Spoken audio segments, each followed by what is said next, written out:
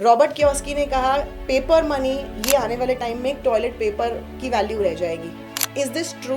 उनका यह मतलब था कि रियल एसेट्स जो हैं, रियल एसेट्स होता है जैसे सोना है, चांदी है, वैसे तो रियल एस्टेट को भी रियल कहते हैं, जो आपकी बिल्डिंग्स होती हैं और आपके पास ज़मीन होती है। तो पेपर मनी की जो परचेसिंग पावर है वो कम होती जाती है। Coming to gold and silver, जब इन दोनों मेटल्स के दाम बढ़ते हैं तो सबसे ज़्यादा फायदा किसको होता है? पहला तो जो दुनिया के सेंट्रल बैंक्स हैं जिनके पास भंडार है, जैसे Bharat reserve bank of India के पास 900 टन के आसपास है, अमेरिका का जो फेडरल रिजर्व है उसके पास करीब 9000 टन के आसपास है। उसके बाद जो बड़ा भंडार है पायल, वो लंदन में है।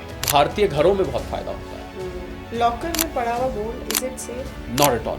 मुझे लगता है कि locker is not a good idea. Dubai की हम बात करते हैं, what is exactly in that country की बहुत सारे वर्ल्ड में बड़े बड़े नाम दुबई की तरफ भाग रहे हैं। सबसे पहली चीज़ जो अट्रैक्ट कर रही है वो है वहाँ का टैक्स, कि वहाँ पर टैक्स नहीं है।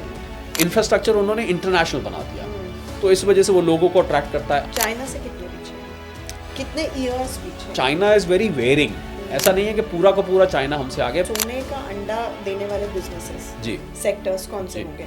एक तो डिफेंस सेक्टर थ्राइव करेगा, रिन्यूएबल एनर्जी में अगर आप कुछ कर सकते हैं। तीसरा सेक्टर, जो चीज़ हम चाइना से इंपोर्ट कर रहे हैं, अगर उन किसी चीज़ को भारत में बनाना शुरू कर दें। Double income, no kids, DINK, is it a way to make money?